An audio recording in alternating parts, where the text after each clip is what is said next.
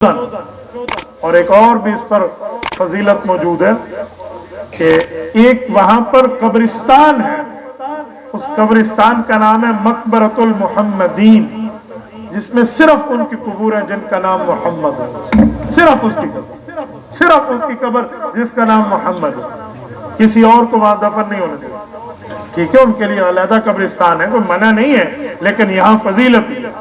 کہتے ہیں صاحب ہدایہ رحمہ اللہ ابو بکر مرغینانی رحمہ اللہ جب فوت ہوئے، مرغینانی، تو ان کی قبر بھی وہاں نہیں بنی تھی۔ کیوں؟ ان کے نام میں اصل نام محمد نہیں تھا، ان کی قبر باقی علماء کے ساتھ بنی، وہاں لفظ محمد والا دفن ہوگا، چاہے عالم ہو چاہے غیر عالم۔ بڑی بات ہے بھائی، حضور پاک علیہ السلام کا نام بچوں کے نام پہ رکھو، اور اس نام کی کئی فضیلتیں۔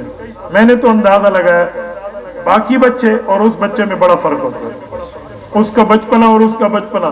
بچے رات کو روتے ہیں اور ایسے روتے ہیں کہ ماں باپ کی نیندیں خراب ہو جاتی ہیں، اسی لیے تو ماں باپ کا حق بتایا گیا نا کہ باپ جنت کا درمیانی دروازہ ہے اور ماں کے قدموں تلے جنت ہے، کیونکہ وہ راتوں کو اپنی نیند کی سرما اپنی آنکھوں کو نہیں لگا پاتے، اپنے بچوں کی تیمارداری میں اور ان کی حفاظت و نگرانی میں رہتے ہیں، لیکن لفظ محمد رکھ دینا بچہ کا نام یہی، تو بچہ رات کو آپ کو تنگ نہیں کرے۔